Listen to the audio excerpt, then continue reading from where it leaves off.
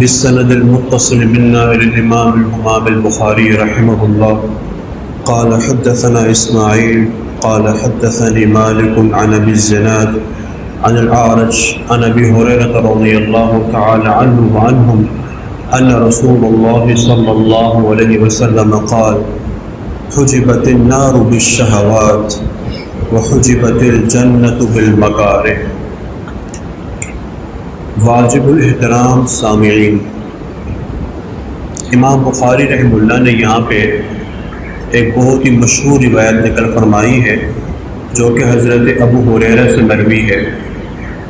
فرماتے ہیں کہ سرکار دو عالم صلی اللہ علیہ وسلم نے بہت پیاری بات ارشاد فرمائی۔ آپ نے فرمایا کہ حجبت النار بالشہوات، کہ جہنم کو چھپا دیا گیا ہے شہوات کے پیچھے۔ شہوت کا مطلب کیا ہوتا ہے کہ نفسانی خواہش، انسان کی وہ خواہش، وہ چاہت جو کہ اللہ رسول کی رضامندی کے علاوہ ہو۔ تو انسان اپنی خواہش پوری کر رہا ہوتا ہے کہ میرا جی خوش ہو جائے گا، میرا نفس خوش ہو جائے گا، وقتی مجھے کچھ مزہ آ جائے گا، لطف آ جائے گا، لیکن اللہ کے نبی نے فرمایا کہ اس شہوت کے پیچھے در حقیقت جہنم ہے۔ اس شہوت کا انجام کیا ہے؟ جہنم ہے۔ وحجبت الجنت بالمکارہ، اور اس کے بالکل برخلاف جنت کو چھپا دیا گیا ہے بالمکارہ، مشقت والے کاموں کے ساتھ، ناگواری والے کاموں کے ساتھ۔ نیکی کرنے میں تھوڑی پریشانی ہوتی ہے، تنگی ہوتی ہے۔ فجر کو صبح سویرے اٹھنا، نیند پوری نہیں ہوتی، پھر اگر وہ ٹھنڈ کا زمانہ ہو، سردی کا موسم ہو تو ٹھنڈے پانی سے وضو کرنا، گرم گرم بستروں کو چھوڑنا، پھر 5 وقت کی نماز کا اہتمام کرنا، پھر اپنے نفس کو روکنا کہ یہ غلط کام نہیں کروں گا، یہ دل پہ آرے چل رہے ہوتے ہیں اور یہ کام بڑا مشقت والا ہوتا ہے، اور اس خوف خدا کے سین کو اللہ تعالیٰ ہی دیکھ رہے ہوتے ہیں۔ اللہ تعالیٰ کو پتہ ہوتا ہے کہ میرا بندہ یہ کیا کر رہا ہے کہ میری وجہ سے اپنی نفسانی خواہشات کو دبا رہا ہے۔ تو اللہ کے نبی نے فرمایا کہ ناگواری والی جو چیزیں ہیں اس کے پیچھے جنت ہے، اس کا انجام کیا ہے؟ جنت ہے۔ اور اسی کو کہا جاتا ہے کہ جس کی جتنی قربانیاں اتنی خدا کی مہربانیاں۔ تو انسان قربانی دے گا تو اللہ کی مہربانی ہوگی۔ آگے کی روایت ہے وَبِهِ قَالَ حَدَّثَنَا مُوسَى بن مسعود قال حدثنا سفيان عن منصور والأعمش عن أبي وائل عن عبد الله رضي الله تعالى عنه قال قال النبي صلى الله عليه وسلم۔ حضرت عبداللہ بن مسعود بہت بڑے صحابی ہیں، ان سے روایت مروی ہے، فرماتے ہیں کہ الجنت اقرب الی احدکم من شراک نعلہ والنار مثل ذلک۔ در حقیقت ایک سوال کا جواب تھا۔ جب سرکار دو عالم صلی اللہ علیہ وسلم نے جنت کے فضائل کو بیان فرمایا تو بعض صحابہ کرام پریشان ہو گئے۔ ایسے جب آپ نے جہنم کے عذاب کو بیان کیا تو کچھ حضرات اور پریشان ہو گئے۔ آپ نے دونوں سے پوچھا کہ کیا وجہ ہے؟ دونوں جماعتوں نے کہا کہ یا رسول اللہ، آپ نے جنت کے بڑے فضائل بیان کیے ہیں، ہم اپنی کم علمی کو، کم عملی کو دیکھتے ہیں تو ایسا محسوس ہوتا ہے کہ جنت میں پہنچنا بہت مشکل ہے۔ دوسرے گروہ سے پوچھا کہ اچھا تمہارا کیوں چہرہ اترا ہوا ہے؟ یا رسول اللہ، آپ نے جہنم کے عذاب کو ایسا بیان کیا ہے کہ اس سے بچنا بظاہر ہمارے لیے مشکل لگ رہا ہے، ہمیں ایسے محسوس ہو رہا ہے کہ ہم قابو نہیں پاتے اپنے زبان پہ، سوچ پہ، ہاتھوں پہ، دل و دماغ پہ، تو جہنم سے بہت ڈر لگ رہا ہوتا ہے۔ تو آپ صلی اللہ علیہ وسلم نے بہت پیاری بات ارشاد فرمائی۔ آپ نے فرمایا کہ گھبرانے کی ضرورت نہیں ہے، جنت بھی بہت قریب ہے اور جہنم بھی بہت قریب ہے۔ فرمایا کہ جیسے تمہارا جوتے کا تسمہ ہے، جس کو شو ٹرپس کہا جاتا ہے، تمہارے جوتے کا جو تسمہ ہے جس سے وہ تمہارے بہت قریب ہے، تو جنت بھی تمہارے بہت قریب ہے۔ اور جہنم بھی بہت قریب ہے، یعنی کہ جنت اور جہنم کا تعلق تمہارے اعمال پہ ہے. تمہارے نیک اعمال ہوں گے، اللہ تعالیٰ کو راضی کرنا مقصد ہوگا تو جنت بہت قریب ہے. لیکن اللہ بچائے گناہ والی زندگی ہوگی تو جہنم بہت قریب ہے. آپ نے فرمایا کہ الجنت جنت اقرب الی احدکم، تم میں سے کسی ایک کے اتنا قریب ہے من شراک نالی، جیسے کہ اس کے جوتے کا تسمہ ہے. والنار مثل ذلک، اور جہنم بھی اتنی قریب ہے. اسی کو کہا جاتا ہے کہ جنت اور جہنم انسان کے اپنے ہاتھ میں ہے. توفیق مانگنی چاہیے. وبه قال حدثني محمد بن المثنى قال حدثنا غندر قال حدثنا شعبة عن عبد الملك بن عمير عن أبي سلمة عن أبي هريرة رضي الله تعالى عنه عن النبي صلى الله عليه وسلم قال أصدق بيت قاله الشاعر على كل شيء ما خلا الله باطل.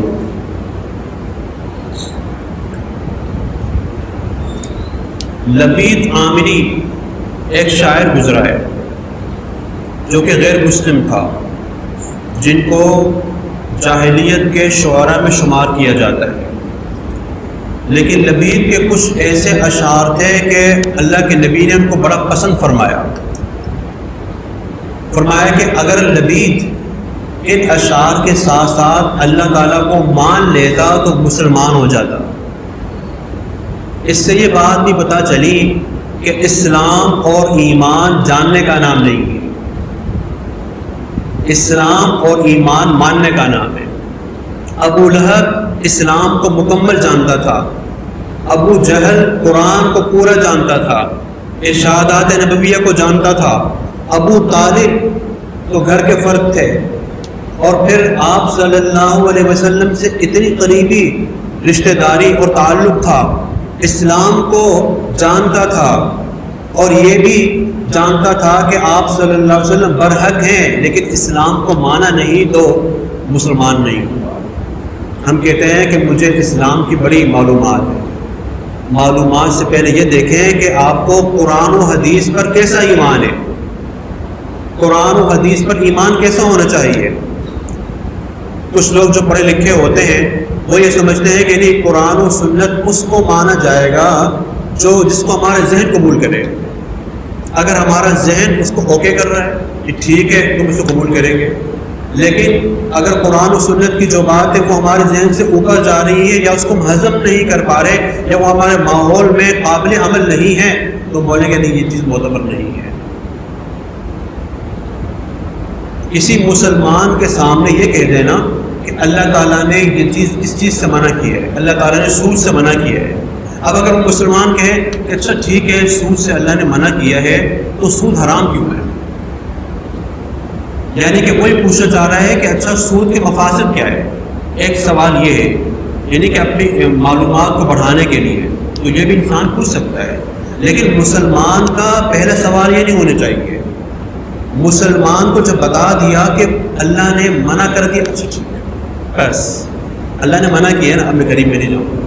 اب چاہے اس چیز کے مفاسد، اس کی برائیاں یہ میرے ذہن میں آئے یا نہ آئے، اللہ نے منع کر دیا تو منع ہو گیا، ختم. پوری کائنات ایک طرف کہے کہ اسلام کا یہ حکم بظاہر عقل کے خلاف ہے، لاکھوں عقلوں کے خلاف ہے، لیکن میرے پیارے اللہ اور میرے پیارے رسول صلی اللہ علیہ وسلم کا یہ حکم ہے تو میں اس کو مانوں گا. یہی ایمان ہوتا ہے. ایمان کا مطلب یہی ہوتا ہے کہ یؤمنون بالغیب، جو بن دیکھے ایمان لاتے ہیں. کیونکہ جہاں پہ عقل کی انتہا ہوتی ہے وہیں سے وحی کی ابتدا ہوتی ہے. حضرت علی رضی اللہ تعالیٰ عنہ کے پاس ایک صاحب آئے جو غیر معمولی فلسفی صاحب تھے، معقولی تھے، ہر بات کو عقل پر پرکھنے کی کوشش کر رہے تھے.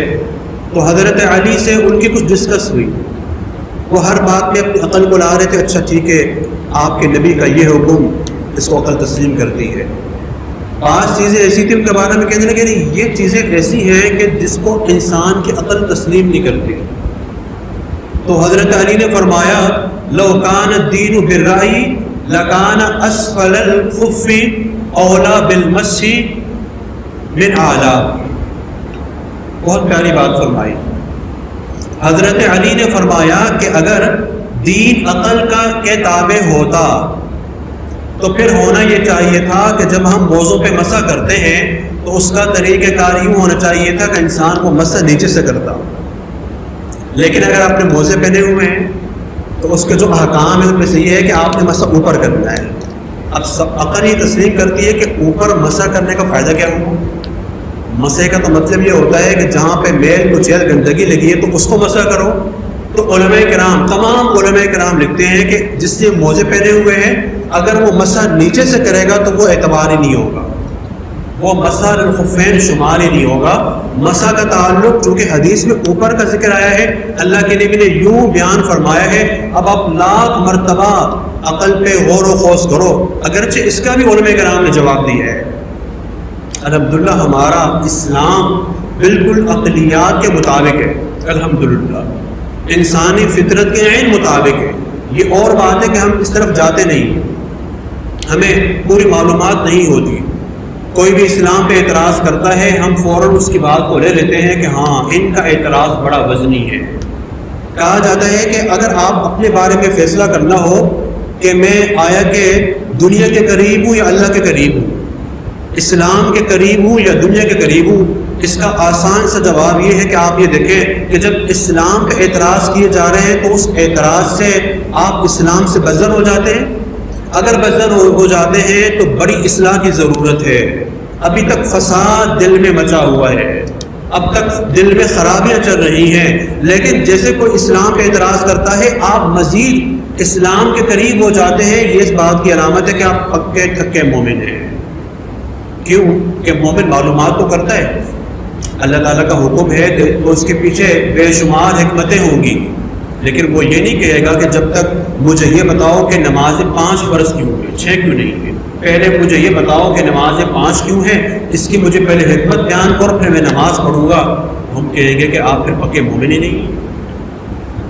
اللہ کا حکم ہے، نبی کا حکم ہے، تو اللہ کے نبی نے فرمایا کہ لبید نے اشعار میں کیا کہا تھا، الا کل شیء ما خلا اللہ باطل، لوگوں سنو اس کائنات میں آسمان تلے زمین کے اوپر اللہ کے علاوہ ساری چیزیں ضائع ہونے والی ہیں، تہس نہس ہونے والی ہیں، اللہ تعالیٰ ہی باقی رہنے والے ہیں۔ تو اللہ کے نبی نے فرمایا یہ کیسا انہوں نے مصرع کہا تھا، اگر وہ اسلام کو مان لیتا تو قریب تھا کہ مومن تھا، لیکن وہ اسلام کو مانتا نہیں تھا، یہ جانتا تھا کہ اللہ تعالیٰ کی ہستی ابد الآباد ہے، واجب الوجود ہے، شروع سے تھی، ہمیشہ ہمیشہ رہے گی۔ ایک عجیب بات یہ ہے کہ جب انسان شروع میں دینی راستے پہ چلتا ہے، تبلیغ سے جڑا، مسجد میں آنا شروع ہو گیا، کسی کا بیان سنا، نیکی کے راستے پہ آ گیا، تو بڑے وساوس آتے ہیں، اور یہ وساوس ہمیں نہیں صحابہ کرام کو بھی آتے تھے۔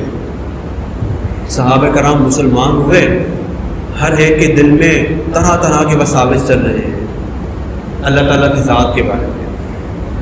اللہ تعالیٰ کیسے ہوں گے؟ اللہ رب العزت آسمان سے پہلے تھے، دنیا سے پہلے تھے، پہلے مخلوق کا وجود نہیں تھا، فرشتے بھی نہیں تھے، کائنات بھی نہیں تھی، جنات بھی نہیں تھے، پورا عالم خالی تھا، اندھیرا اندھیرا تھا، ظلمات تھی، اللہ تعالیٰ تھے۔ سوال پیدا ہوتا تھا آخر اللہ کہیں سے تو آئے ہوں گے نا، آخر اللہ کہیں سے تو آئے ہوں گے نا۔ اللہ تبارک و تعالیٰ ماں باپ سے پاک ہے، اللہ تعالیٰ اولاد سے پاک ہے، اللہ تعالیٰ بیوی سے پاک ہے، قیامت کے بعد بھی رہیں گے، تو اللہ تبارک و تعالیٰ زبان کے بغیر بولتے ہیں، ہاتھوں کے بغیر بناتے ہیں، آنکھوں کے بغیر دیکھتے ہیں، کسی ذات اقدس ہے، اور طرح طرح کے سوالات ہوتے تھے۔ شروع میں صحابہ کرام بڑے پریشان تھے، اب ایک دوسرے سے مشورہ کرنے لگے۔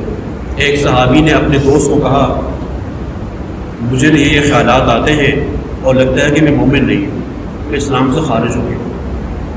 دوسرے نے کہا میں کیا کروں، شکر ہے کہ آپ نے پہل کر لی، مجھے بتا دیا، سیم یہی وساوس میرے بھی چل رہے ہیں۔ اور لگتا ہے کہ میں بھی دین اسلام سے خارج ہو چکا ہوں۔ اچھا، اس طریقے سے 2 سے 4، 4 سے 10 یہ بات بڑھتی گئی، ایک پورا قافلہ بن گیا کہ ہم طرح طرح کے سوالات سوچتے ہیں، جنت کے بارے میں، جہنم کے بارے میں، اللہ تعالیٰ کے بارے میں، انبیاء کے بارے میں، جیسا انسان سوچ رہا ہوتا ہے۔ اب کیا کریں؟ اب یہ صحابہ کرام نبی پاک صلی اللہ علیہ وسلم کے پاس پہنچے اور تھوڑی ہمت کرتے، نہ چاہتے ہوئے ہمت کرتے دربار رسالت میں گزارش کر دی کہ یا رسول اللہ، وہ ڈر لگ رہا ہے کہ کہیں ہمارے بارے میں فتویٰ نہ آپ دے دے۔ آپ نے فرمایا کہ مسائل تو بتاؤ کہ کیا مسائل ہیں۔ یا رسول اللہ، اللہ تعالیٰ کے بارے میں، اسلام کے بارے میں بسا اوقات ایسے وساوس اور خیالات آتے ہیں کہ ہمیں شرم آتی ہے کہ ہم کو نوک زبان پہ لائے۔ اگر ہمیں کوئلہ بنا دیا جائے، آگ میں جل کے ہم کوئلہ بن جائیں تو یہ ہم گوارہ کر لیں گے، لیکن ایسے عجیب و غریب وساوس آتے ہیں ان کو ہم نوک زبان پہ نہیں لا سکتے۔ ہم کیا کریں، بڑے پریشان ہیں۔ صحابہ کرام کیا سوچ رہے تھے؟ یہ شروع کی بات ہے، اور آپ صلی اللہ علیہ وسلم نے کیا بہترین جواب دیا۔ معلم انسانیت، مربی امت، آپ نے جواب دیا الحمدللہ الذی رد امرہ الی الوسوسہ، الحمدللہ الذی رد امرہ الی الوسوسہ۔ اللہ تعالیٰ کا شکر ہے، آپ نے پہلے کہا الحمدللہ کہ اللہ تعالیٰ نے شیطان لعین کا معاملہ وسوسے کی حد تک رکھا، الحمدللہ۔ صحابہ کرام پریشان، ہم مسئلہ لے کے آئے ہیں، آپ اوپر سے الحمدللہ پڑھ رہے ہیں۔ تو آپ نے فرمایا کہ ان وساوس کے آنے سے کچھ نہیں ہوتا، ایک ہے وساوس کا آنا اور ایک ہے وساوس کا لانا۔ غیر انسان کا جو ذہن ہے یہ خیالات کی آماجگاہ ہے، یہاں پہ ہر قسم کے خیالات آئیں گے، اچھے بھی برے بھی۔ یہ خیالات کا ٹریک ہے، انسان اس کو روکنا چاہے تو نہیں روک سکتا۔ ہاں، اس کا تعلق آپ کی ایکٹیویٹیز سے ہے کہ آپ کا عمل کیا ہے۔ پورا دن نیکی میں گزرتا ہے تو آپ کو اچھے خیالات آئیں گے، پورا دن آپ کا برائی میں، ناجائز کاموں میں، حرام کاموں میں گزرتا ہے تو وہی خیالات نماز میں بھی آئیں گے، تنہائی میں بھی آئیں گے۔ اسی لیے کہا جاتا ہے کہ صحبت بہت ضروری ہے کہ آپ کن لوگوں کی صحبت آپ نے اختیار کی ہوئی ہے۔ تو اللہ کے نبی نے اس موقع پہ صحابہ کرام کو یہ فرمایا لا تفکروا فی اللہ، اللہ تعالیٰ کی ذات کے بارے میں غور فکر مت کرنا، بل تفکروا فی آلاء اللہ، اللہ رب العزت کی نعمتوں کے بارے میں غور فکر کرنا۔ پورے قرآن کریم کو دیکھیں، آسمان کا تذکرہ ہے، زمین کا تذکرہ ہے، اللہ کی نعمتوں کا تذکرہ ہے، باغات کا، مال مویشی کا، پہاڑوں کا تذکرہ ہے، نہروں کا تذکرہ ہے، سمندر دریاؤں کا تذکرہ ہے کہ جتنی اللہ تعالیٰ نے ظاہری باطنی نعمتیں بنا کے رکھی، ان کو دیکھو اور پھر خیال کرو کہ جب یہ نعمتیں اتنی بڑی ہیں، اللہ تعالیٰ کتنے بڑے ہوں گے۔ تدبر فی القرآن کا کہا گیا ہے، تدبر فی آلاء اللہ کے بارے میں کہا گیا ہے، لیکن قرآن و حدیث میں منع کیا گیا ہے کہ اللہ کی ذات کے بارے میں غور و خوض نہیں کرنا چاہیے۔ غور و خوض سے مطلب یہ ہے کہ میں اپنی اس کھوپڑی سے، ننھی منی کھوپڑی سے اللہ تعالیٰ کو سمجھنا چاہتا ہوں، پاسبل ہی نہیں ہے، پاسبل ہی نہیں ہے۔ کیسے آپ اس کو سوچ سکتے ہیں؟ ایک کلاس میں ٹیچر تھے، بچوں کو پڑھا رہے تھے، اسلامی ٹیچر تھے، اللہ تعالیٰ کے بارے میں بتا رہے تھے، اللہ تعالیٰ بہت بڑے ہیں، اتنے بڑے ہیں۔ سوال ہے کہ سر میں سمجھا نہیں، انہوں نے سمجھانے کی کوشش کی۔ کل ان کو جانا تھا، پکنک پہ جانا تھا، کہنے لگے کہ بیٹا میں تمہیں کل سمجھاؤں گا۔ کل یہ گئے، ساحل سمندر پہ کھڑے ہوئے تھے، سر سے بچے نے پوچھا کہ سر وہ آپ کہہ رہے تھے کلاس میں آپ کو سمجھاؤں گا اللہ تعالیٰ کے بارے میں، کہ اللہ تعالیٰ کتنے بڑے ہیں، سمجھائیے۔ سر نے کہا اچھا بیٹا یہاں پہ ہو، کہنے لگے بیٹا یہ آپ سمندر دیکھ رہے ہو، جی سر میں دیکھ رہا ہوں یہ کتنا بڑا سمندر ہے، بہت بڑا سمندر ہے، کیا اس کو تم گن سکتے ہو؟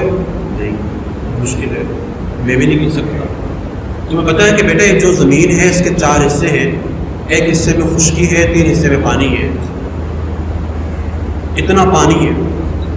کہنے لگے اچھا ایسے کرو کہ اب ایک کھڈا کھودو، ساحل سمندر پہ کھڈا کھودوایا۔ اب وہ ننھا منھا بچہ کیا کھڈا کھودے گا؟ اس نے کھڈا کھودا، کہنے لگے اور کھودو اور کھودو۔ جب بچہ تھک گیا تو کہنے لگے اچھا بیٹا ایسے کرو اب یہ سارا سمندر اٹھا کے اس کھڈے میں ڈال دو۔ بچہ ہنس پڑا، سر آپ کیسی بات کر رہے ہیں، سمندر کو اٹھا کے میں اس کھڈے میں کیسے ڈالوں گا؟ سر نے کہا کہ اب بچہ بات سمجھ گیا ہے۔ آپ نے کہا دیکھو بیٹا یہ تو ممکن ہے کہ ہم اس سمندر کو اٹھا کے اس کھڈے میں ڈال دیں، آ سکتا ہے، اللہ تبارک و تعالیٰ کی ذات ہمارے ضرور میں نہیں آ سکتی۔ جب ایک مخلوق، کھڈا مخلوق ہے، سمندر مخلوق ہے، اتنی بڑی مخلوق معمولی مخلوق میں نہیں آ سکتی، تو مخلوق ساری مخلوق آدم علیہ السلام سے لے کے قیامت تک اور جتنا اللہ تعالیٰ چاہتے ہیں یہ ساری مخلوقات جمع ہو جائیں اور ان سب کے ذہن کو پلس کر دیا جائے، ایک بہت بڑا حافظہ بنا دیا جائے، تب بھی اللہ تعالیٰ کی حقیقی ذات کو نہیں سمجھ سکتے، معمولی چیزیں ہیں۔ تو جنہوں نے اللہ تعالیٰ کو سمجھنے کی کوشش کی گمراہ ہو گئے۔ میں اللہ کی ذات کو سمجھنے کی کوشش کر رہا ہوں، اللہ سے محبت کرو، اللہ تعالیٰ کے حکامات کو مانو، یہ بڑی چیز ہوتی ہے۔ تو فرمایا کہ لبید نے ایسے اشعار کہے تھے کہ اگر وہ اللہ کو مانتا تو مومن ہوگا۔ لیکن پھر بھی سوال ہوتا ہے کہ آپ بات صحیح کہہ رہے ہیں، ہمیں بھی طرح طرح کے وساوس تو آتے ہیں، اس وساوس کا علاج کیا ہے؟ آپ صلی اللہ علیہ وسلم نے کبھی بھی امت کو خالی نہیں چھوڑا، بھٹکتا ہوا نہیں چھوڑا، جہاں پہ ضرورت محسوس ہوئی آپ نے قیمتی تحائف ہمیں دے دیے ہیں۔ آپ نے صحابہ کرام کو فرمایا کہ جس کو وسوسے کی بیماری ہو وہ یہ کلمات پڑھ لے، آمنت باللہ ورسولہ، اعوذ باللہ من الشیطان الرجیم، بار بار پڑھتا رہے، آمنت باللہ ورسولہ، آمنت باللہ ورسولہ، آمنت باللہ ورسولہ، بس آمنت باللہ ورسولہ۔ کام کر رہے ہیں، اچانک کوئی دین کے بارے میں وسوسہ آیا، مولویوں کی باتیں ہیں، آمنت باللہ ورسولہ۔ کام کر رہے ہیں، گناہ کر لو جہنم نہیں ہے، ایسے ہی تذکرے آ رہے ہیں، ان کلمات کو پڑھ لیں۔ اللہ تعالیٰ کی ذات کے بارے میں کچھ آ رہا ہے، آمنت باللہ ورسولہ پڑھ لیں، انشاءاللہ اس کا استحصال ہو جائے گا اور وہ جو خیالات ہیں وہ ختم ہو جائیں گے۔ اور ایک حدیث میں بہت پیاری دعا ہے، عجیب و غریب بات یہ ہے کہ آپ صلی اللہ علیہ وسلم کی دعاؤں میں بھی معجزہ ہے۔ آپ نے وساوس کے علاج کے لیے بڑی بہترین دعا ارشاد فرمائی، وہ دعا یہ ہے، اللہم اجعل وساوس قلبی خشیتک و ذکرک، اللہم اجعل وساوس قلبی خشیتک و ذکرک۔ دیکھیں کتنی پیاری دعا ہے، اگر ہم اس دعا میں ذرا غور و خوض کریں کہ یہ بات تو ہے کہ خیالات، اچھے خیال بھی آئیں گے، برے خیال بھی آئیں گے۔ اللہ کے نبی نے یہ دعا نہیں کہی کہ یا اللہ خیالات کو روک دے، اگر خیالات کو رکنے کی دعا آ جائے تو انسان کا ذہن کام کرنا چھوڑ دے، انسان مینٹل ہو جائے۔ آپ نے دعا کیا کی کہ یا اللہ یہ ذہن ہے، یہاں سے تو اچھے برے خیالات گزریں گے، اللہم اے پیارے اللہ اجعل وساوس قلبی، میرے ذہن کے جو وساوس ہیں ان کو اپنی معرفت اور اپنی خوف والا خیال بنا لے، ایک ایسا فلٹر لگا لے کہ برا خیال بھی اگر میرے ذہن سے ہو کے گزرے تو وہ خیال بھی سونا بن جائے، اس خیال میں بھی نور پیدا ہو جائے، معمولی چیز نہیں ہے۔ اللہم اجعل وساوس قلبی خشیتک و ذکرک۔ 3 مرتبہ صبح شام اس دعا کو پڑھا جائے تو اگر جس کو وساوس کی بیماری ہے اس کے وساوس دور ہو جائیں گے۔ ایک وساوس بہت ضروری ہے، اس سے اپنے آپ کو بچائیے۔ دوسرا وہم، ہر کام میں وہم، وضو میں وہم ہوتا ہے کہ میرا وضو نہیں ہوا، نماز میں وہم ہے میری نماز نہیں ہوئی۔ کچھ لوگ وہمی لوگ ہوتے ہیں، زیادہ ہماری مستورات ہوتی ہیں گھروں میں، معمولی کام میں وہم، واش روم میں اگر میں چلی گئی تو اب موزے میرے ناپاک ہو گئے۔ کچھ لوگ سمجھتے ہیں کہ جہاں پہ گندگی ہے، اگر میں گندگی کے پاس سے گزرا، وہ چونکہ ناپاک چیز ہے، ناپاک ہوا لگی تو اس سے میرے کپڑے ناپاک ہو جائیں گے۔ ایسی کوئی بات نہیں ہے۔ وہم، تو وہم سے بھی اپنے آپ کو بچائے۔ جو بندہ اپنے آپ کو وہم سے اور برے وساوس سے بچائے گا وہ مطمئن ہو کے ایمانیات پر عمل کرنے والا بنے، ایمانیت عمل کرنے والا بن جائے گا۔ اور جیسے ہم اس کو پکاتے رہیں گے، غور و خوض کریں گے، مزید ہم پریشان رہیں گے۔ اللہ تعالیٰ سے دعا ہے کہ اللہ تعالیٰ ہمیں اپنی محبت عطا فرمائے اور اللہ تعالیٰ ہمیں دلائل کے بغیر اپنے احکامات کو ماننے والا بنائے کہ ہم اللہ رسول کی باتوں کو اپنے سر آنکھوں پہ رکھتے ہیں اور ہم قبول کرتے ہیں۔ میں اسی پہ اکتفا کرتا ہوں۔ وآخر دعوانا ان الحمد للہ رب العالمین۔